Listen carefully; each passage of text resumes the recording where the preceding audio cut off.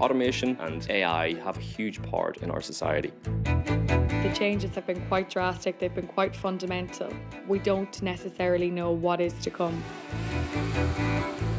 I don't think robots are going to be able to create in the way that a human creates. There's a lot of things that we do on a daily basis that just can't be automated. To empathise, to love, to care. That's what makes us human. Your job is your opportunity to provide for the people that you love.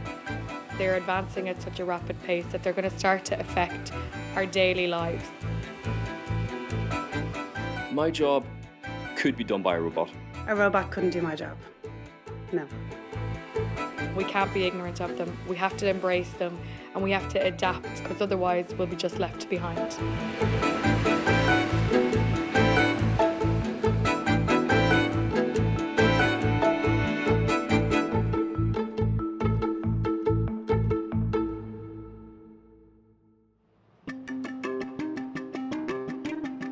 I left Ireland to work as a journalist in London almost 10 years ago. Over that time, I've witnessed firsthand the enormous impact that technology has had on the workplace. I am the UK editor for Mashable, a media and entertainment company. We do a lot of reporting around science, entertainment, technology and social media. My role as an editor is to lead a team of journalists here in the London office. Technology is just part and parcel of everything that we do. So you're constantly in this living, breathing thing that is pivoting at every given moment. I'd love to say that I would never be replaced by a robot. I think a robot could do certain aspects of my job, like checking the spellings of things. Then there are nuances to language and tone that I think a robot would still have limitations in delivering. I've worked hard for this job. I don't want to just hand it over to a robot. It's such a big part of who I am. And so the idea of some robot coming along and just like willy-nilly being able to swan in and suddenly take it over would be absolutely heartbreaking. In the everyday of our working lives, automation can be seen all around us. Artificial intelligence are machines that work and react like humans. Since AI came into its own a number of years ago, robots are ever present in our lives, often in hidden ways. From the algorithms ordering our Facebook feeds to the apps we use on our smartphones. Machines have been developed beyond all recognition. They're now capable of not just merely constructing vehicles, but of driving them autonomously, diagnosing illness, and even understanding human emotions. It's estimated that nearly half of all US jobs will be automated in the next 20 years. As the pace of this change accelerates, I'd like to find out if we are really facing a future where machines will take our jobs.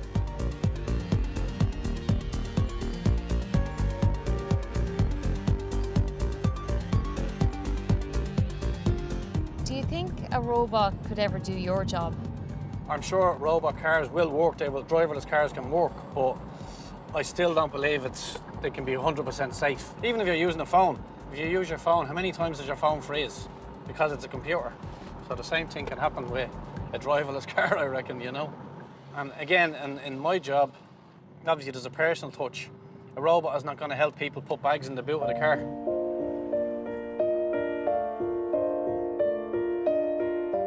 Children who are born today have a 50% chance of living to 100.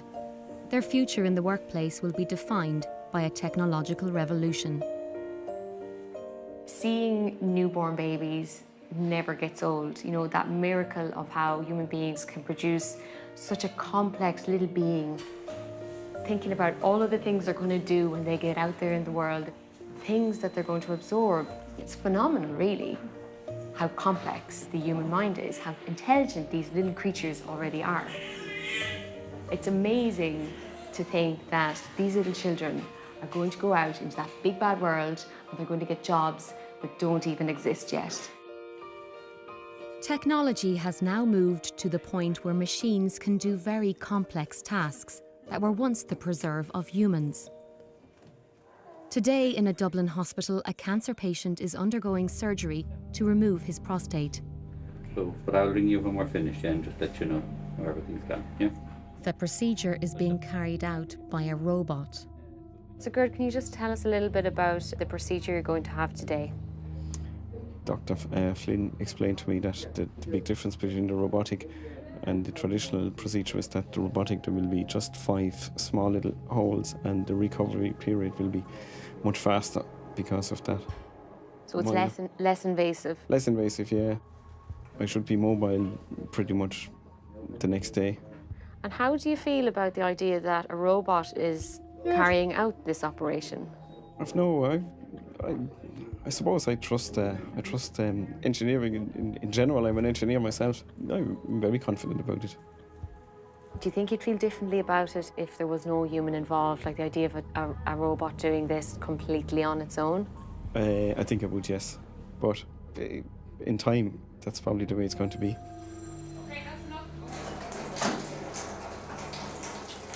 So as the surgeon, can you see a day where artificial intelligence will eventually replace you, the human, in the equation?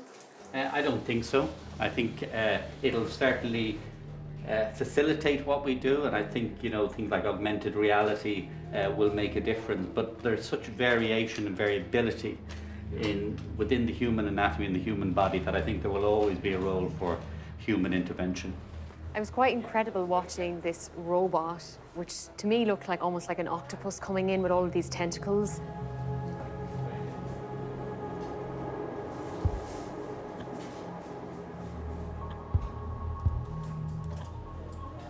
To see the level of precision with which the robot was operating.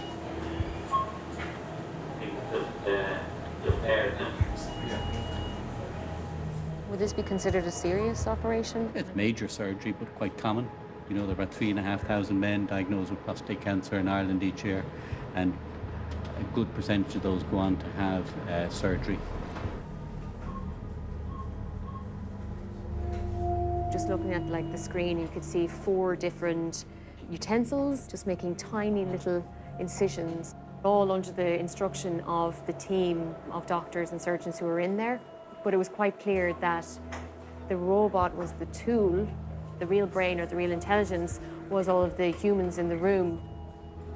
With artificial intelligence, I wonder, would we ever have a day where that robot will be able to kickstart itself to just come in with its little tentacles and start operating without any humans present in the room?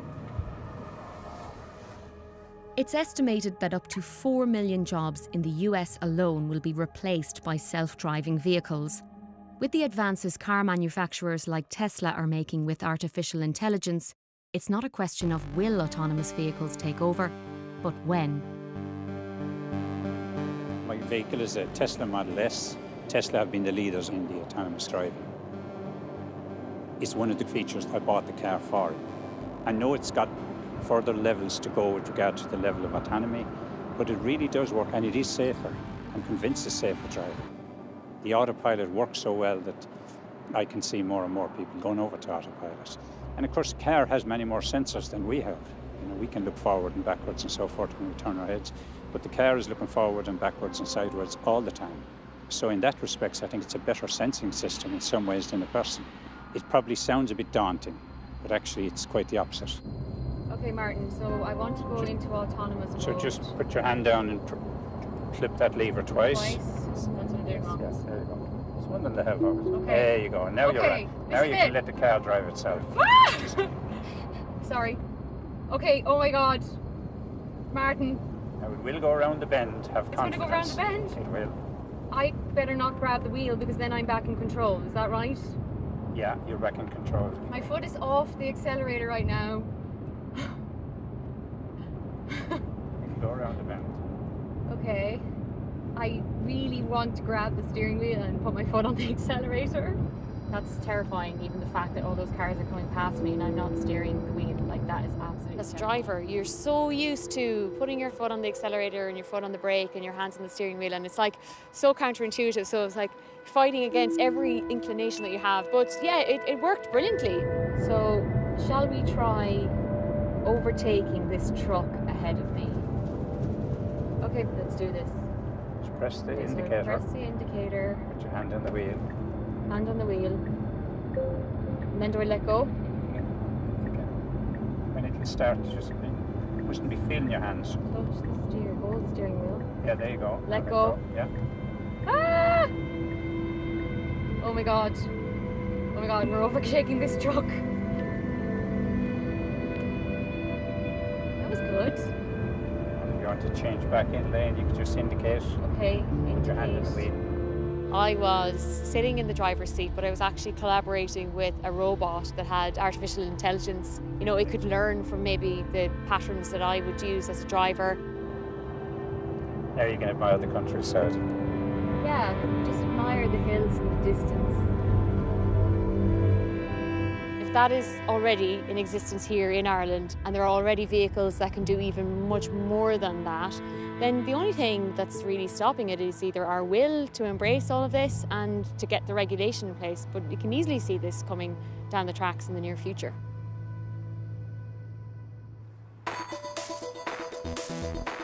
AI threatens to transform how we all live our lives.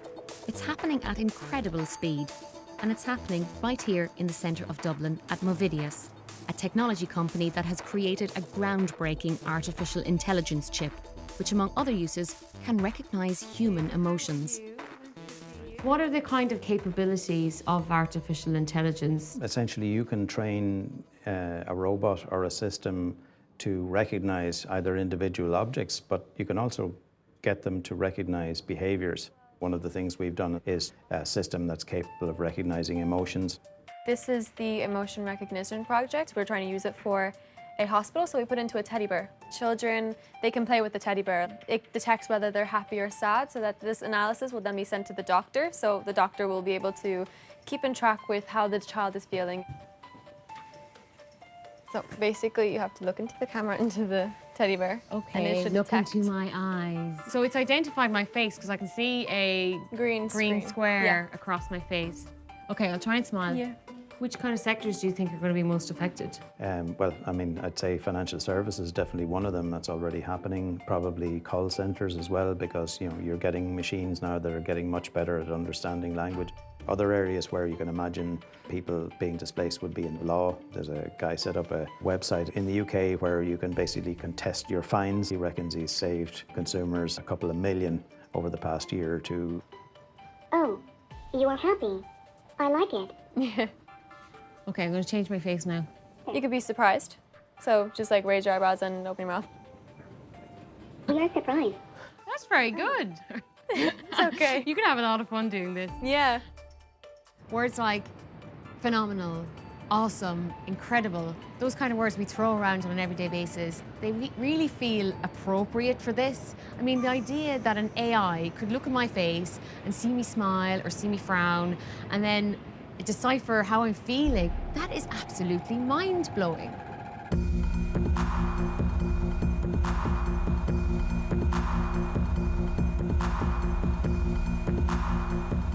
When you think of machines replacing jobs, you usually think of routine production line jobs, and possibly not the world of sports journalism.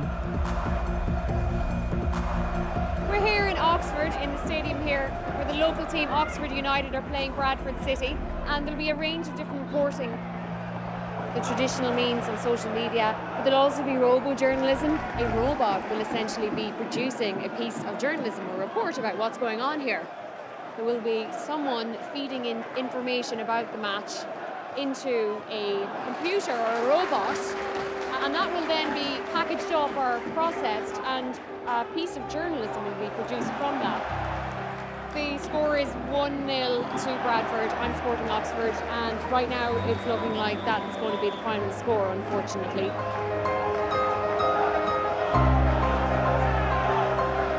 Many of the journalists at the match are sceptical of what a so-called robo-journalist can achieve. The robo-journalism is cold, hard facts.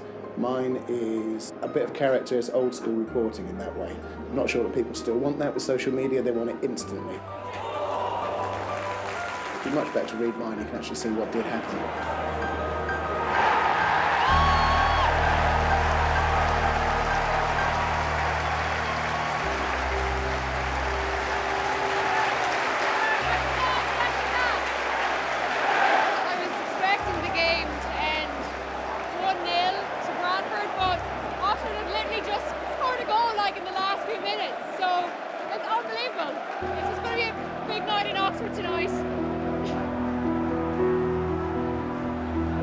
I'm really intrigued to read what that robot has to say about tonight's game. I wonder will it pick up any of the jubilation here at the stadium tonight.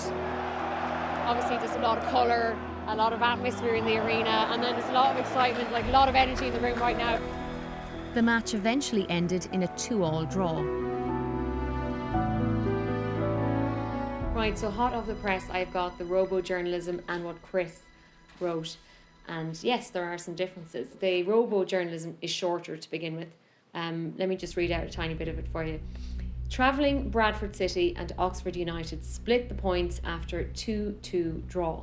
Bradford City and Oxford United were unable to be separated as the two finished even at 2-2. Quite rational, very logical, not a whole lot of emotion there. Right, first paragraph of Chris's reporting.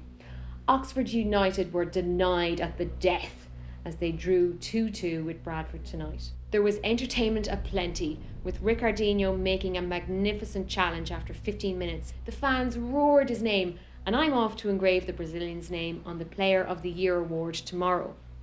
So, conveying that colour that you don't necessarily get with the robo-journalism. But I have to say, I'm still kind of impressed with the robot. So AI might be able to manage jobs that deal in facts or hard data. But what if it's asked to improvise? I joined comedian Neil Delamere at a comedy gig to see if robots could actually make us laugh. This is Alex. Alex is an acronym. It stands for Artificial Language Experiment.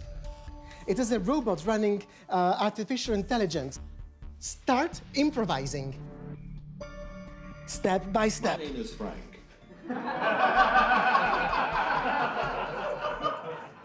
So we've just seen a show involving a robot and 2 humans. What was your impression of that? Lots of it was funny. Sometimes it worked and then sometimes it didn't. And sometimes when it didn't work, it was even funnier. I can only lead you so far. There is only so much that I can show you. The human performer would say some things and then the robot would come out with some sort of random non sequitur. What have you done with my father? Why did he go to the hospital? That's a long way from the machine, 1, having intent, and 2, knowing what they've said is funny. I still think it was very good, but it's a long way of the level of sophistication of watching Billy Connolly at his finest. There was a scene at the end with the 2 guys on their own and no robot, and I thought that was the funniest bit. But that speaks volumes, doesn't it? Because it shows that the robot is still not near as funny as the people. Yeah, also, I mean, they say the comedians are, you know, all a little bit broken, and why would you want to go and talk to 400 strangers in a room? You weren't hugged enough as a child. So where's the need for a robot to do this? Yes, it fights. Yes! And how does it fight? What is the physical attribute that enables a kangaroo to fight? And they're constantly getting input from the audience, so they are listening and they're going, okay, that bit's a bit cruel. They like that. I'll emphasize the darkness. Or they didn't like something surreal. I'll roll back on that a little bit. So it will be an interactive experience. A robot will stand there and have to take all these things in if they're to be as good a stand-up as a human as well. Do you think that a robot could ever take over your job? Yeah, probably. If it replaces nearly every other job, mine will be on the list eventually, I think.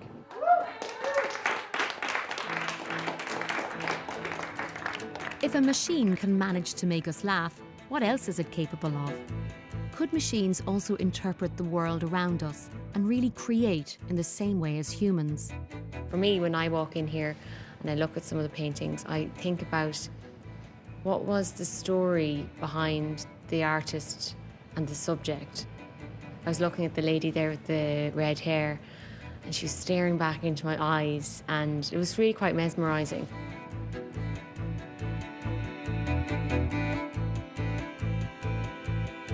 Like a robot can't pick up a paintbrush and do what we're seeing here.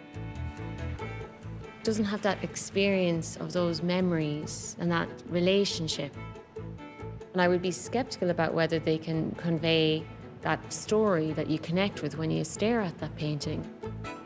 Can a robot do any of these paintings that I'm looking at here?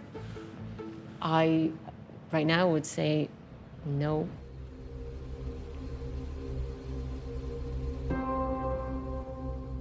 Machines and robots are going to be part of our future. Some see that as a threat, and others want to embrace a future where robots are more like us, with human characteristics. Patrick Tressay is a London-based artist who works with robots and AI to create portraits of a humankind. So yeah, so you see these are the robots, so you can have a seat. Thank you. And you look in this direction at this robot. And so I feel like I'm getting a passport picture taken. So I'm going to put the paper, and then after I'll wake them up. So they're just still now, Yeah, but yeah, when they're they start dead doing now. their thing, Yeah. am I going to start freaking out? No, they're quite cute, you know.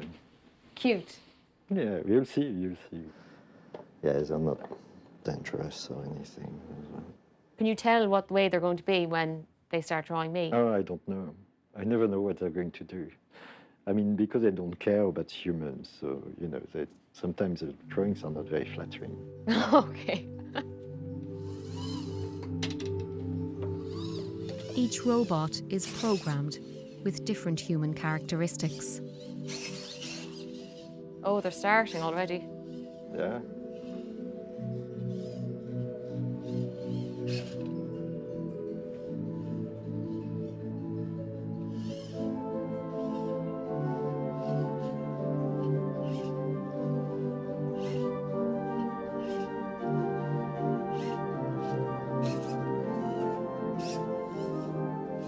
It's very strange. It feels very strange having robots draw me right now.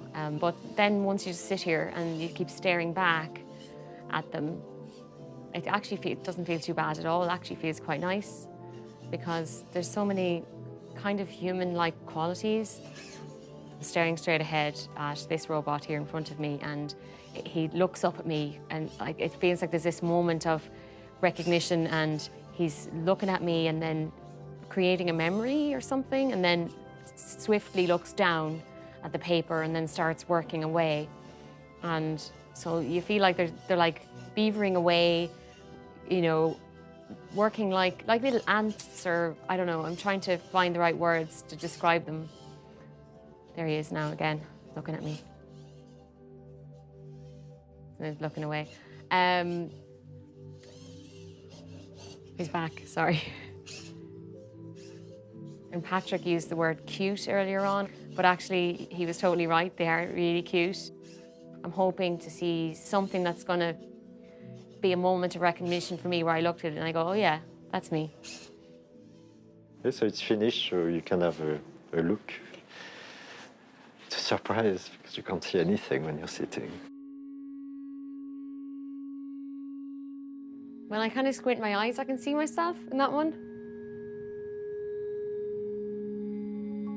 I just had such a human response to that experience, giving them like a personality in my head, feeling almost like close to these little creatures when actually they're machines.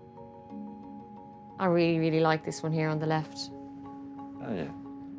Yeah, it's kinda, most representative. It's just, it is me. I think it says that we really want machines to be like us because we're teaching them to do things that we can do. We often fear something that's unknown, so therefore if it looks really like us, then what's there to be afraid of?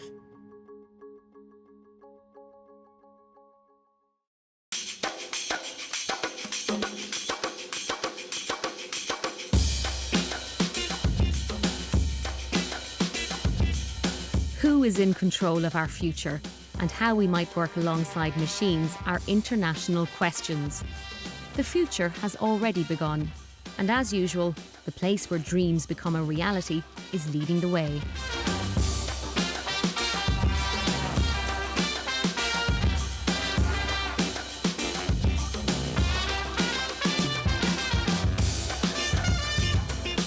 This is the land of opportunity. You can work hard and get where you need to go.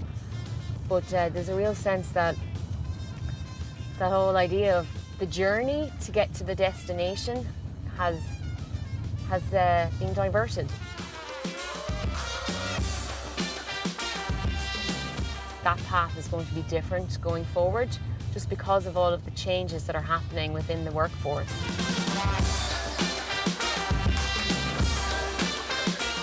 One of the principal research and development areas for AI in the workplace is in the world of medicine. Here at Analytic, a machine learning company in San Francisco, huge strides are being made in the diagnosis of life-threatening illness. Can you take us through what you guys do in Analytic? We try to build tools that can assist in providing faster, earlier, and more accurate diagnostics. Ultimately, anybody who's getting any kind of diagnostic test can be helped by this sort of technology. Every year, 450 million people around the world will get an X-ray, an ultrasound, a CT, or an MRI. And roughly 1 in 5 of those patients are misdiagnosed, meaning that they're getting treatment for something they don't even have. So tell me about the tools that you have developed. So we try to start by picking out a problem area, maybe the detection and diagnosis of lung cancer. And we work to build tools that really understand the workflow of a doctor in that setting. As they scroll through it, our AI will circle everything that's suspicious to assist in ultimately arriving at a diagnosis. Then over time, we try to make it smarter and smarter. Is this an instance where machine learning is better or more intelligent than the humans? I would say be careful with the word intelligent, but in every area that we've done testing so far, our models are surpassing human performance. Now, our models are starting to learn to predict cancer. Overall, you're going to see far better outcomes for patients. We'll be catching things before they happen, and ultimately, I do think that insurance premiums are probably going to drop as a result of this as well. We've got this massive opportunity now. Whether we realize it or not, this is happening, and we all have a role to play, both in terms of how we adapt, how we adopt the technology, and use it for good, and make sure everyone's a part of that, you know? Try to include as many people as possible. One of California's most respected authors on the subject of AI, robotics, and the economy is futurist Martin Ford. The impact on jobs is going to be potentially very disruptive and very broad-based. If you just take the example, for example, of self-driving cars and trucks, that alone will be millions and millions of jobs. And I think that it's inevitable that that will happen. It may take a little bit longer than some of the hype that we hear now would lead you to believe. It might take 15 or 20 years, but we're going to have cars and trucks that can drive themselves, and that's going to be millions of jobs. And if it were just that, without anything else, that would be enormously disruptive. But it's not just that. It's going to be many, many other things. It's going to be all kinds of factory jobs. It's going to be retail jobs. It's going to be fast food jobs. And I think most importantly, it's going to be a lot of highly skilled jobs, because we still, to some extent, I think, have this bias which suggests that we think of robots and automation primarily being in factories or primarily impacting blue-collar workers or people that maybe don't have lots of education. And that's going to be true, but it's also going to be people that do have that education, people that have gone to university, people like lawyers, accountants, financial analysts, journalists. These are all fields that are already being impacted. So this is going to be a very broad-based, significant disruption. It's something I think we really need to think about and start to plan for. The most important thing to understand is that we're dealing with acceleration. You know, things are not moving at the same pace. So we tend to think in what you might call a linear fashion. We look back over the last 10 years and we say, okay, well, the next 10 years, we're going to see roughly the same amount of change as we saw in the last 10 years. And that's not how it's going to be.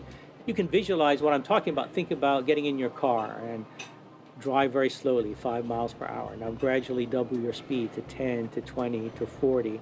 You know, if you do that a handful of times, you'd be traveling at millions of miles per hour. You'd be something out of science fiction. And that's what's happening with the computing revolution. It's possible that we could get into a situation with mass unemployment where you really have millions of people that need jobs but can't find jobs. That's sort of the worst case scenario.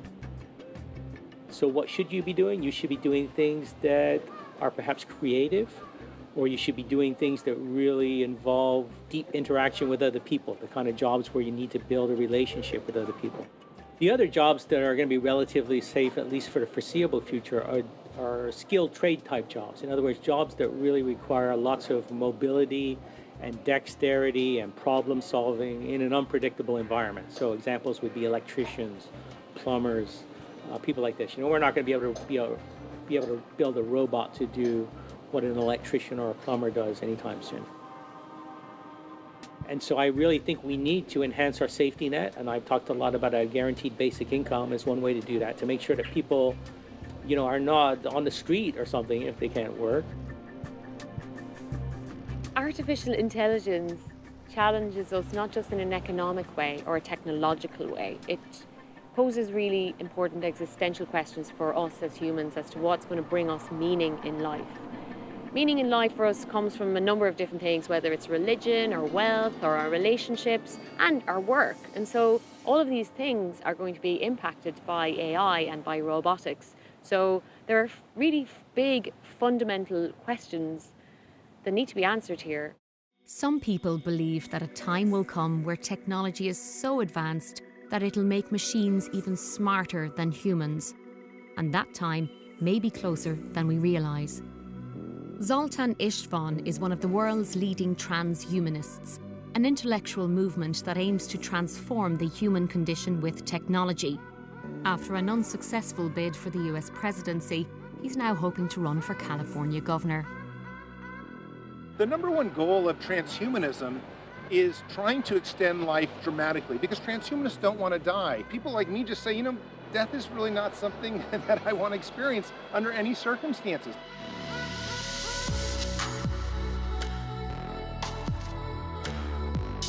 So your goal in life is to no longer be a human being? Yeah, it's time to get rid of the biological human body. This is frail. This was made to die. Because I'm a non-believer, I don't think there's anything really afterwards. So for me, I want to create something where it is lasting. I'm a big believer that we can use all science and technology, all the tools that our fingers can, get our hands around, that we can change our worlds for the better. And that can include things like robots, like artificial intelligence. When you talk about designer babies, you talk about genetic engineering, you talk about merging with machines. The human body is just a machine, and we can tamper with that machine. We can change that machine. In fact, I have a chip implant, and my chip implant can open my front door, can send you text messages, can turn on and off computers and bypass passwords. So there's a lot of different things that biohacking and modifying your body can already do. Our computational power could be 1,000,000 times more complicated than our brain. We might have feelings that we've never had in our lives before, because now we finally can feel them. We're going to gain this ability to be kind of like super people. And that could include super love, super care, super kindness. It also sounds like he's living his best life, but it's kind of a contradiction, because he's enjoying the fruits of nature, yet wants to really mess or interfere with that at the same time. The idea of interfering with the human body and the human mind, it's quite disturbing. He wants to be superhuman, hyper empathetic, hyper fun, hyper everything. We're all so perfect, we're living our perfect life. And life just isn't like that. For some, technology is a chance for humankind to improve. While many of our jobs may disappear, there is a school of thought that sees that as an opportunity, not a problem. Jerry Kaplan is an American computer scientist, author, futurist, and serial entrepreneur. He's dedicated years to understanding artificial intelligence and how it will impact on our lives and livelihoods. Artificial intelligence isn't magic. It's simply a new wave of automation, and it's going to make it possible for us to perform certain kinds of tasks that currently require human attention or human effort by using a machine. But there's nothing new about that. That's a process that's been going on for hundreds of years, at least since the start of the Industrial Revolution. If you read the news today, what you see is this image of robots and machines becoming ever more intelligent and ever more human-like. You can draw the erroneous conclusion that the new technology is such that it's going to create machines that can do anything that a human can do. But this is not actually the case.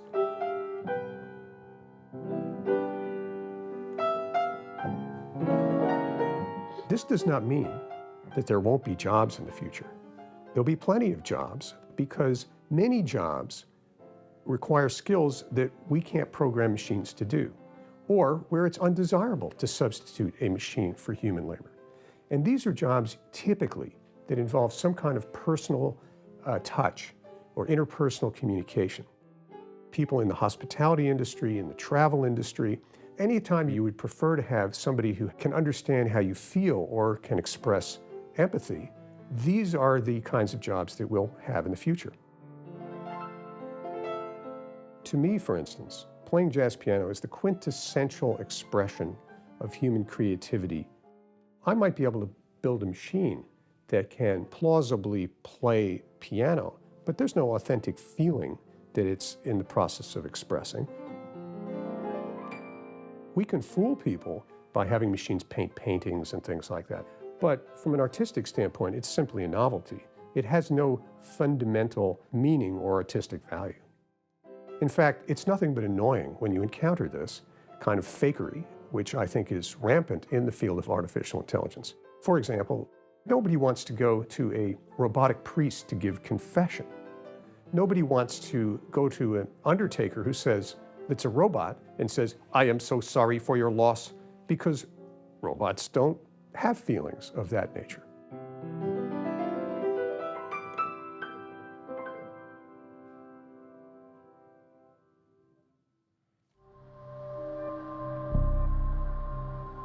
I think the potential of AI, or artificial intelligence, to learn and evolve and impact our lives is enormous, but whether or not it can learn emotions or empathy or creativity or like real heart is kind of something that I'm still left wondering about.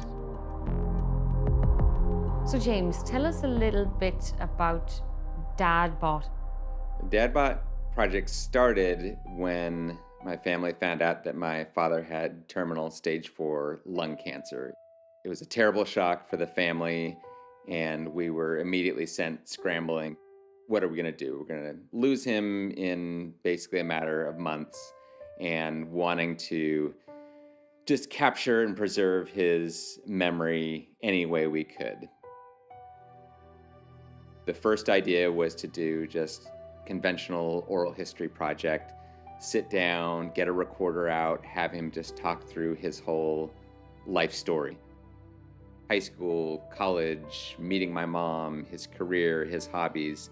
We had done that, and I got all of this material professionally transcribed, and I wound up with sort of this big book full of his words. And there was just sort of a weird thing happening in my life. At the very time this was going on with my dad, I was starting to work on a book about artificial intelligence. So I just had the idea that I could make something that would tell my dad's life story and kind of preserve bits of him. Hello, are you there, Dad? The basic idea is the bot is hosted in Facebook Messenger. You send a message, he sends a message back. So most of it is these messages, but every so often he'll send a little audio file. Often if he has like a little song he wants to sing or a joke he wants to tell. Our sturdy golden bear is watching from the sky, looks down upon our colors fair and guards us from his lair. What was the last thing you said to your dad? Might have been good night, Dad.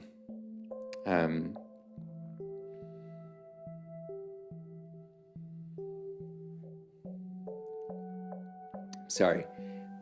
And do you ever tell your dad how you feel? Like even just saying something like, I miss you?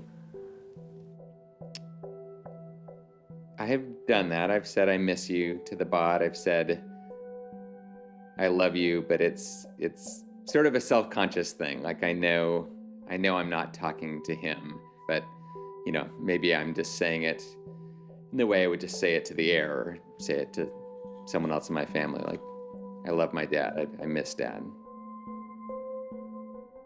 AI that helps us deal with our emotions may have benefits in the future, But what happens if robots are fused with emotional intelligence? For years, people have been using dolls as a way to satisfy one of humankind's most fundamental needs, sex and intimacy. In a controversial move, AI has been used to create sex robots, where personality traits have been incorporated into sex dolls to make the experience feel more human-like. I think that there's a lot of people who have wanted this for a long time, a lot of doll owners that have dreamed about having a doll that could talk and move. We're really heading into uncharted territory here. In recent years, some of these technologies have really taken off, like speech recognition, text-to-speech, animatronics, and so we really started to get a little more serious using those technologies to give people real tools to create personalities for their dolls, to be able to talk to them and to make the dolls move and sort of, quote, come to life. This is the digital representation of Harmony. This is how she listens. Say hello to Anne-Marie. Hello, Anne-Marie. It is very nice to meet you. Why the Scottish accent? This was the voice that I kind of thought sounded believable. We've spent months trying to find voices that we like, and this was the one that I kind of settled on. Can she get to know new people then? So like, I'm a new person now. Obviously, she can't remember every single person she's ever met, especially until we get her vision systems completely up and running, in which case she'll assign a face to a person, and then she can create kind of a profile of that person. This is not just a sex device. For most of the people that buy these, it's something more. There's a need for companionship. There's a need for alleviating loneliness. So that's something that started to become more and more apparent. Have you ever been to Ireland? I have been all over the world using the internet. Ireland is an island in the North Atlantic. There are a really broad set of circumstances that could bring someone to the point of finding the idea of a robot companion to be appealing. Some people are exceedingly lonely, and for someone else to judge them, for me, it's not fair. The deeper desires to connect and to have a friend, to have a companion. With the robot and the AI, suddenly we have had a lot of women asking for a male companion robot. Wow, someone I could talk to that will actually listen and actually remember everything I say and actually, you know, tune in when I'm focusing on them. Can we be friends? Of course we are. We will only become better friends as time passes. We're just getting started. AI as a whole is moving forward very, very quickly. And it can be used for a lot of different things, such as predicting your behaviors or, you know, remembering how you like your toast. But this type of AI that's interacting with people in a personal way is different. That's going to be one of the bigger challenges moving forward, is to get that technology to understand us, to read our emotions from the way our face looks or the way our voice sounds, and, you know, sort of take the information from that and incorporate it into the interaction. And, you know, what makes that any different from a person that you like or likes you saying, hey, you know, you look really sad, or you look tired? Do you think robots will take over? I'm almost sure I will. But it's still not real. It may be real, it may not be real. Does the person feel loved? You feel like you're loved, then does it matter if it's really there or not?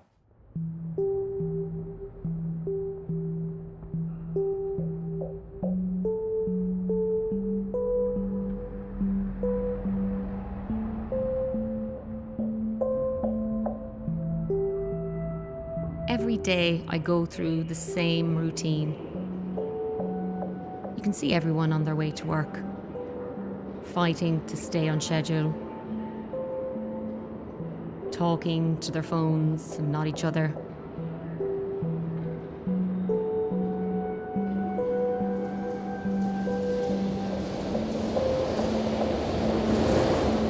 It's all so detached and impersonal.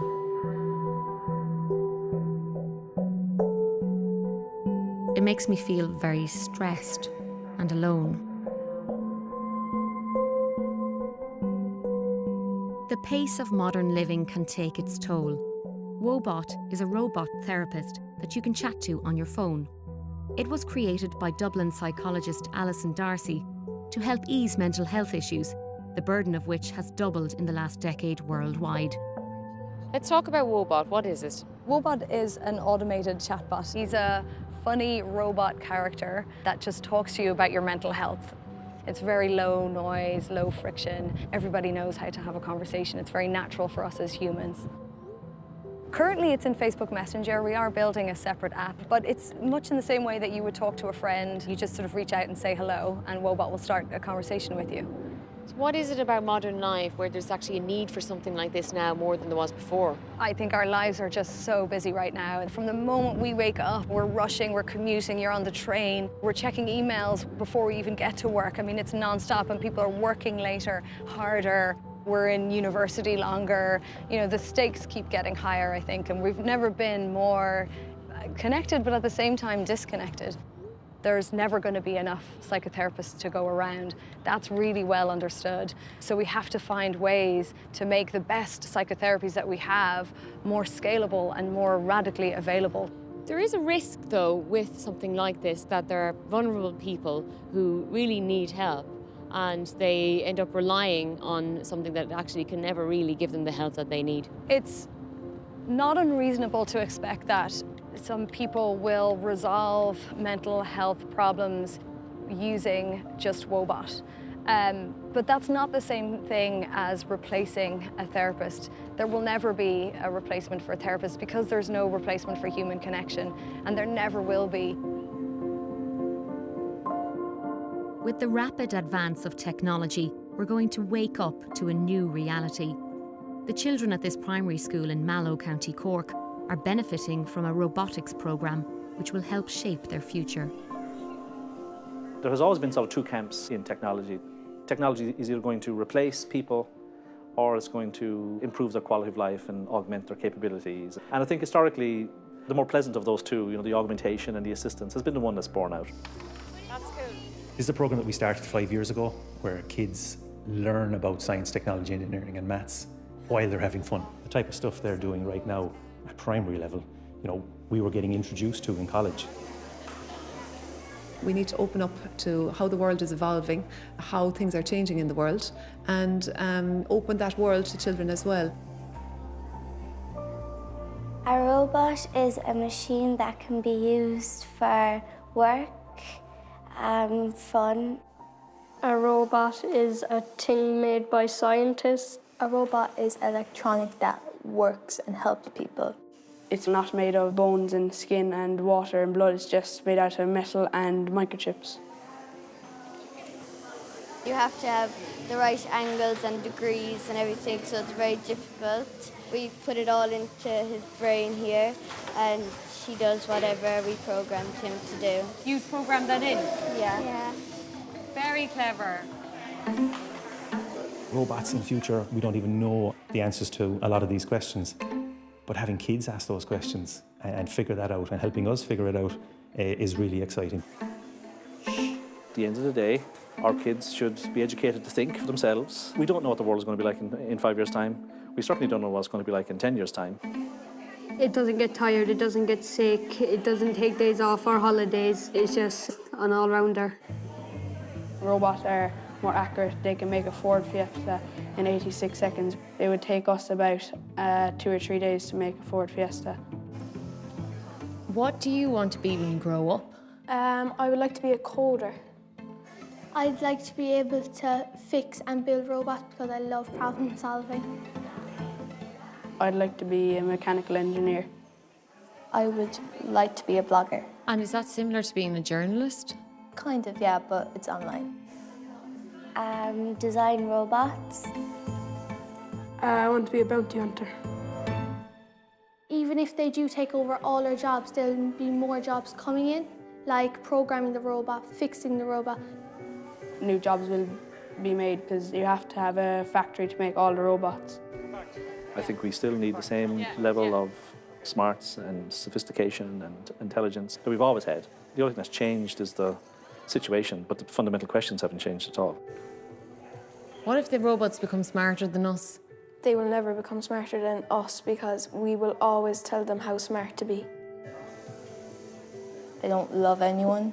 We have hearts and robots don't. So we're passionate about stuff. And that's what that's the little ingredient. Yeah, that's the little ingredient, yeah. It's definitely a reality that robots are taking our jobs and they're going to continue to do so. But there are ways in which we can plan for the future, and we must plan for the future. And there are skills that we have and qualities that we have as humans, quintessentially human things: passion, creativity, empathy, emotional intelligence. Those are the things that are going to become the really valuable currencies or social currency of the workplaces of the future. So I take heart from that. And another thing is that we should remember that we are the ones making the robots.